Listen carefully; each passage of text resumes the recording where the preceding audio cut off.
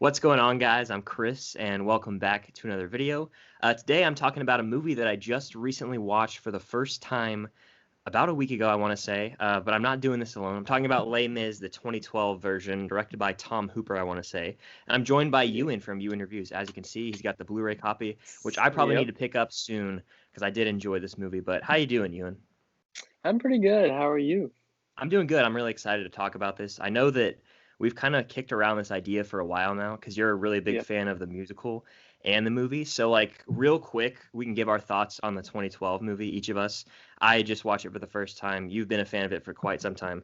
And then I kind of want to hear your thoughts on, like, the musical adaptations and, like, compare them a little because I don't really know much about the musical adaptations. So, I think it'd be cool to hear your perspective on that. You just rewatched the movie, right? Les Mis, the Yeah. 2012 Yeah. version? I watched the first hour last night. It ended. We're recording this now at 1 o'clock, and then I watched it into today, and it finished at like 12:45. So what do you think of the movie? I surprisingly like it. Now, I've had very kind of mixed thoughts, and they've jumped around a lot ever since different versions I've watched.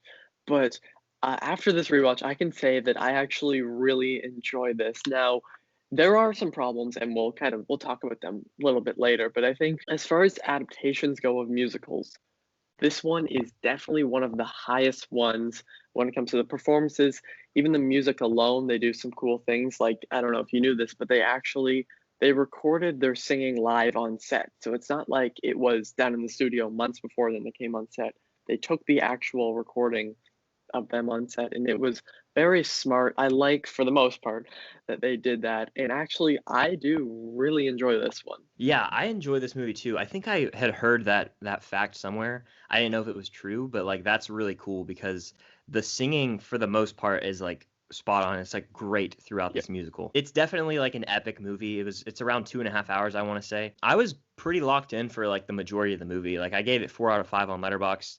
Hugh Jackman killed it. We'll talk about some performances later, Yeah. but it just kind of dragged on in the end for me. I don't know if a lot of people like share the same complaint or if I'm just like a stickler for runtimes. Also, there's going to be spoilers here. Yeah. After Javert's death, I was kind of like ready. I thought it was going to end and it went on for almost like Yeah. 30 more minutes. I'm not like a fan of the actual musical, so I probably would have appreciated it more if I had seen like an adaptation on stage before I saw the movie. Yeah, that's the thing, is that I started off by watching the movie. I remember I rented it from our library here, the DVD, and I still remember like sitting in my bed and like taking the picture of it.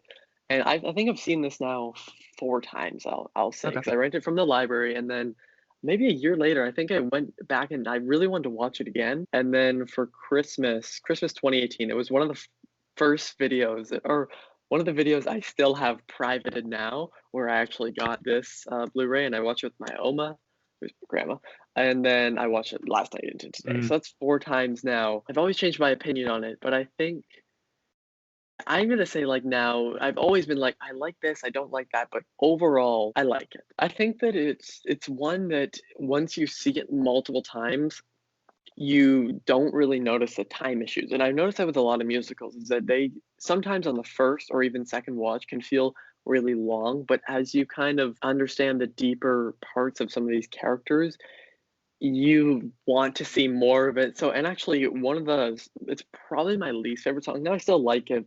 It's one of the last like 3 songs. It's called "Turning." It's right after it kind of ends, and all like the women are singing. It's actually cut really short here, which I kind of like, because then it just goes straight into one of my favorite songs, "Empty Chairs and Empty Tables." From my perspective, it's one that over time, the more you watch it or listen to it, you kind of get it, and because you get more familiar with it, it doesn't always drag on, but I felt the same way. yeah, and I think that that's just a personal thing as well because I think of even Yeah. the best musical to me, like Hamilton, which I love. I'm basic. I don't care. Hamilton is great, but even like the first time I saw it, it still like kind of drags on in the end there a little. Like I feel like there's always 2 or 3 songs too many. I'll probably get heat for that in the comment section. But I love Oh, Hamilton, I do. Pacing in musicals, I guess, sometimes on a rewatch does go up because when I watched Hamilton oh again, yeah. it was a better experience. This movie stars Hugh Jackman as Jean Valjean, Russell Crowe as Javert, and Anne Hathaway as Fontine. Is that how you say her name? Fontaine. Fontaine, yeah. Fontaine. It was nominated for a ton of Oscars. Hugh Jackman was nominated for Best Actor in a Leading Role. Anne Hathaway 8. won Anne Hathaway won the Oscar. Yeah, 8 Oscar nominations, including Best Picture. So it's crazy that this director went on to make Cats, which I haven't seen. But I had to throw that in there. Who's your favorite performance in this movie? Yeah, my favorite performance is one that there's a few that really battle, but this probably is one you've never heard before, and you probably never heard of her. It's Samantha Barks as Eponine, and the reason you've never heard of her is because she's not a movie actor. She's actually a stage actor, and she was in the 25th anniversary concert as Eponine that came out 2 years before this. And I actually think that it really adds a lot because she, I think, vocally is probably the best one here. It adds a lot, and she has an emotion too. So you probably will never hear that in any other review. People won't even maybe mention her without saying, like, just listing them. I think that not just because she's a stage actor, but I really do believe she gives the best performance. Yeah, so that's a really great performance, especially I believe she's in a relationship with Eddie Redmayne's character throughout the movie, right? Like it's a weird love triangle. Yeah, she likes him. He doesn't like her because he likes Suzanne because that's an interesting plot throughout the movie. My favorite performance though is Hugh Jackman. I was just blown away by it, honestly. I knew that he could sing. I haven't seen The Greatest Showman, but he killed it here, and like the way that he successfully, like, I call it cry singing, you know what I mean? Where where you're like weeping and singing. I think he does that perfectly, especially like early on. I think it's his like soliloquy, I want to say it's what it's called on the movie album. Soliloquy. Yeah. And then later when he like dies, that's also great acting. It's not just the singing, like it's the acting as well. Like when he lets Javert go, that's a really powerful moment. It was just a different performance than I've ever seen from him, and that's why it's my favorite. For Hugh Jackman, he's number 3 for now. These could be very interchangeable, but I think his performance here, it's pretty great. Now, when I watched it again, this is another one where my thoughts had changed because I think that his performance is great here, but I think his singing is just brilliant. When you put him side by side with a big, when it comes to like theater, it's not as good, but when it's here, I think that I'll try to explain this in the most simple way possible. For vibrato, that's the shaky stuff. That when he's singing like that, which he does a lot in Bring Him Home, it is phenomenal. Now it sounds so good when it's straight toned, which is just it's not bad at all. It's just like when he's singing there, I would rather him sing more, shaky stuff. But I think that his performance here, emotion wise too, like in his death scene, is fantastic. Or when Fontine dies, there's so many deaths here. And as you said, when he lets Javert go, his acting in that scene is great. It's sometimes hard with his performance when he's set up with Russell Crowe here. Now, I love Russell Crowe as an actor. I think he's had some fantastic performances, but his singing here, it's funny you mentioned that. That was the next point I was going to bring up. Is it like universal that he should have just not been cast in this movie? Like, that's like, what I figured. Yeah. Like he's not the best singer at all. There are some scenes where I think that he sings okay. But there's one scene that always makes me laugh, which kind of annoys me because it's one of my favorite scenes in the musicals, in the sewers, where it's after Valjean carries Marius, Eddie Redmayne, down, and they're all covered in mud. Javert standing there, and then when Javert sings his line, it should be like this big, powerful thing. And instead of that, he goes, "I won't you ever not give in, I won't be swayed." It's like this most like monotone, just like flat. It's like embarrassing. I will, as much as I love that scene in the stage concert which came out last year, it's like this epic moment where Javert like brings out his gun, and as they're just standing on stage beside each other and just holds it towards him. It also at times makes Hugh Jackman look phenomenal too, which he is. I think that he did deserve an Oscar nomination because he has great chemistry with a lot of the other people. And like Amanda Seyfried too. Seyfried, however you say her name. Yeah, I love Russell Crowe, like you were saying, as Maximus in Gladiator. Probably my favorite he's ever been. Like his suicide scene is pretty powerful, I'd say. Like it is. Yeah. And I even like the way he says 24601. Like I like that. Is Javert usually like a good singer in like other adaptations? Oh yeah. So it's just a miscast. Yeah, it is. It's funny because normally he has this really big, powerful voice. And one problem. Like, there's so many little things with this isn't even all Russell Crowe's fault. I feel like it wasn't his choice, but in Javert's suicide, like when he dies, and he does himself off the bridge. But what it always is, I've never seen it differently. In all the stage productions or concerts, everything, the final line is "There's no way to go on," and Russell Crowe he just sings it and then it stops and then he jumps off. But what's cool about it in all the other ones is that they're like, there's no way to go on as they're falling. So you hear their voice fade out, and that's what adds the thing. But this one, it's like he sings, he stops, and it wasn't pointed out to me until the Nostalgia Critics video on it, which was quite entertaining. But the sound effect they use for his body when it hits is hilarious. It is really funny to me. I don't know why, but it's like little things like that. It's like, why didn't he sing the note as he was falling? Because that's a big thing. And the end of Stars, his Javert's first solo, it's almost as if they wanted to cut off Russell Crowe because the final note of that song, as the camera pans up, his voice stays the same, but the next song starts overlaying his voice. And I'm just like, in the musical one, it's normally just basically him with the orchestra, but him kind of powering above and applause. This one, it's like trying to just like, never mind, next scene. When it comes to the music, though, I feel like most people love it across the board for the movie.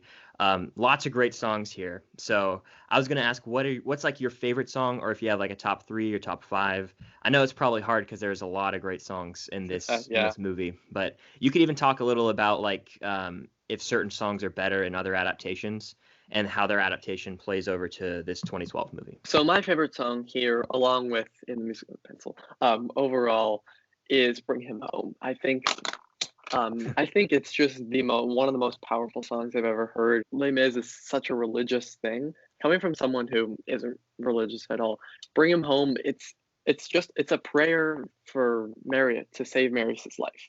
Yet the way that it's performed in almost all of them, including Hugh Jackman here, is so powerful, and it's almost this like cry for help, because he knows that to keep this child that he's been taking care of happy, he has to save this boy who she's fallen in love with. And I think that the lyrics, the musical score, it all just goes together perfectly, along with Hugh Jackman. Everyone's performance here absolutely flawless in this one. It's one of the only songs here that I can say was almost perfectly paid off. Like, it works so well here. We did a Sweeney Todd video. I'm going to plug that real quick on Ewan's channel and Hamilton to go check those out. Ewan Reviews, the link will be in the description down below. Similar to those, like, I'm just not as familiar with certain names of songs because it's like new to me and I haven't looked into it as much. As where with Hamilton, I could actually like give really valid input on the songs. I was like, oh yeah, I know all these. Like Sweeney Todd, I wasn't as fresh on, and Les Mis, I'm not as fresh on. I love the opening song in almost every musical ever. It like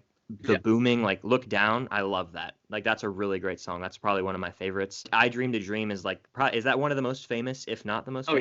Oh yeah, for sure. It's definitely up there. It's one of my favorites too. A weird one that I really enjoy, I don't know if this is even a popular one, but I like this scene quite a bit in the movie. I think it's called The Confrontation.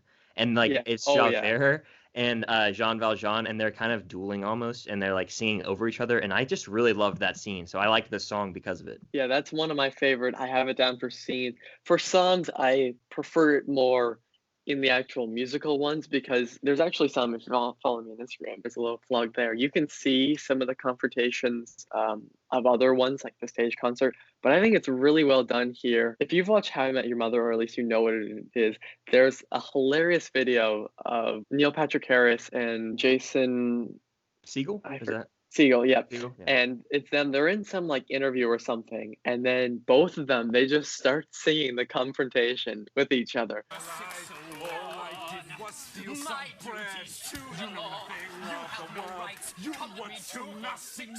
Easily, when it comes to the actual like stage one, that's always one of my favorite songs and scenes, because it's so intense in a lot of them. Are there any like other songs that are your favorites, or ones that are like huge that like most people would acknowledge as the best? Probably One Day More, the one that ends the first act. That and I Dreamed a Dream are probably like the two biggest ones that everyone knows, but I think that one I have as number 2. I just started singing it in my head. It popped right back in. It's like One Day More to Revolution, something like that. Yeah. I cannot sing. I know I just damaged someone's ears out there. I apologize. Final song. Is it just called Epilogue? Or it's like, do you hear the people sing, Yeah. reprise, whatever, like epilogue? Yeah, I think most people call it epilogue though. So I think that also, along with One Day More, where they have the do you hear the people sing, and then it's done again with all the people who have fallen in the war. Yes. I think that's really powerful. That's probably one of my favorite moments is how everyone who died is like singing at the end.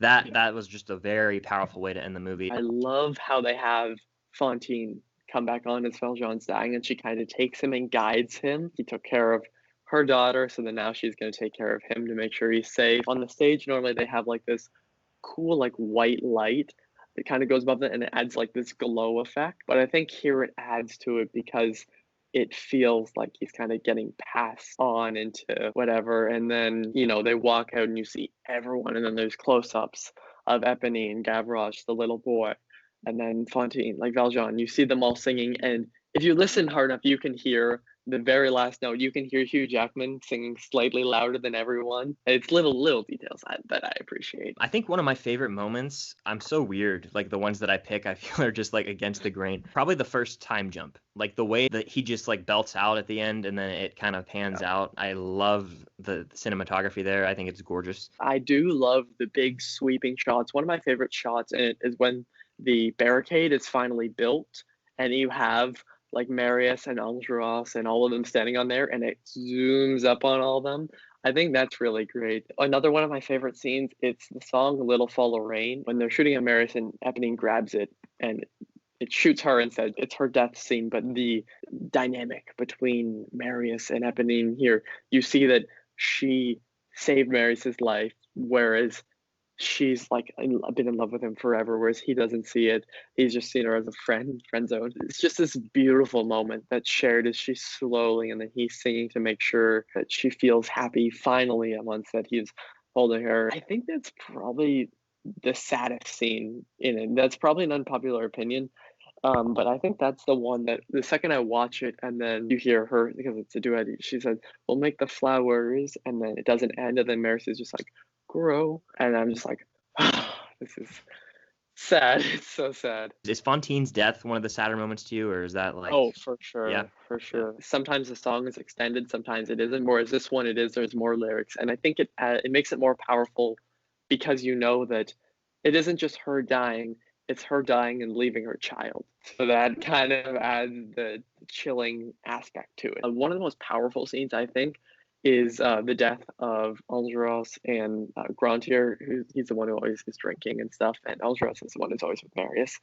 And then all the other soldiers have them upstairs in one of the houses things, and then Grantier runs over and they hold up the flag, and then Andreas is like hanging upside down holding the flag, and I think that alone, just like the bravery there of the young soldiers, that I think really hits hard. Overall, like, would you say that like this is your favorite adaptation of Les Mis? I've seen the 10th anniversary concert, which is on YouTube, and the album, and then I've seen 25th anniversary, and then which also has Samantha Barks, the 2014 Broadway. I've seen bootlegs of that with Ramin Karimloo. He plays Jean Valjean. He's my favorite theater actor. He's played all really big roles. There's tons of videos of him on my Instagram account, and if you search on YouTube, and I have a review of this one, the 2019 All-Star Staged Concert,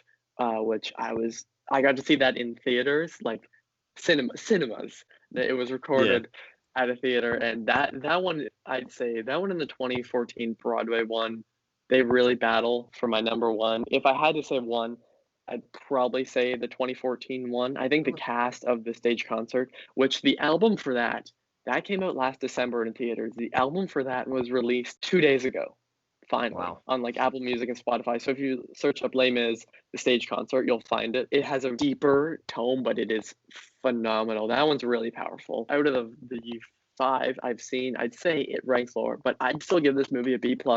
So that's still a pretty good grade, especially for an adaptation. There's just so much competition when it comes to Les Mis. Yeah, there's a ton out there that I haven't seen. I've only seen this movie, so by default, it's my favorite. Actually, I take that back. I've seen another movie version of it. that I don't even remember if it was like a musical version, which is bizarre. It's Liam Neeson and Jeffrey Rush, and I watched it in 10th grade English class. So I would say that 2012 version definitely better than that. But I think that might wrap it up for our Les Mis discussion. I think we hit all the points that we wanted to. There's a lot to discuss here with this adaptation. And of course, Ewan has past experience with other adaptations. It was very interesting to hear like comparisons and stuff. Makes me want to see it like off Broadway if that ever happens. If we ever get to see live stuff again in the world we live in now. I almost, if Corona didn't hit, I would have saw this on stage in Toronto. So because I saw Phantom January on stage, and this was coming April, maybe something like end of March, April for a bit. So I would have saw that on stage. Maybe one day. We'll see. But yeah, thank you for joining me. That was a really fun discussion. Always good to talk about musicals in the space, because I feel like not a lot of people do, honestly. I like the reviews if sometimes they're short, but I think the discussions where they really get into it, especially with this, where someone who's watched it a ton, someone who just saw it, it adds a cool, as I said with Sweeney Todd, a cool dynamic of, two different opinions and the different sides of seeing stuff. I think it's really interesting, and thank you for having me on the channel. It's always fun. Hopefully we can keep doing more of these. They're my favorite. It's a film, for sure. Before we get out of here, Ewan, you can plug your channel, social media, what do you have coming on your channel, all that good stuff. Yeah, so on my channel, especially in November, I started doing more music related videos, just because movies are still obviously my favorite, but this month I've started doing reactions to them. And this coming week, I think you said this coming out on Wednesday, but this coming week I'm going to have rankings for Nirvana, Nevermind, their album, and my 10 favorite Nirvana songs, 10 favorite Pearl Jam songs, and their album 10 ranked, Guns N' Roses 10 favorite songs, and Appetite for Destruction ranked, along with, I still need to do my Mandalorian chapter 12 video, which hopefully will be out by the time you guys are seeing this. So, and then when stuff like Mank comes out, and along with 2 classic reviews for this month. So I got a bunch of videos to do this month. I'm really excited. Then into December, I'll be focusing on more Christmas stuff. I love Christmas. It's snowing out in Canada here. Oh man, that's crazy. Everywhere. I'll show you after. It's kind of insane. But you can follow me on Instagram, Twitter, and Letterboxd. Everything is Ewan Reviews, all one word. And YouTube, it is Ewan Reviews. I post normally around 3 or 4 videos a week. And yes, thank you for having me again, Chris. Yeah, of course. All those links will be in the description down below. Definitely head over to Ewan's channel and subscribe if you haven't. It makes awesome content. If you haven't already, please consider subscribing to the channel. It would mean a lot. Definitely hit the like button. Comment your thoughts on Les Mis down below, the thoughts on the 2012 film. Have you seen other adaptations of it? What's your favorite? Who's your favorite performance? I'd love to talk Les Mis in the comments down below. I had a lot of fun. Thanks again for joining, Ewan. And until next time, see you guys later.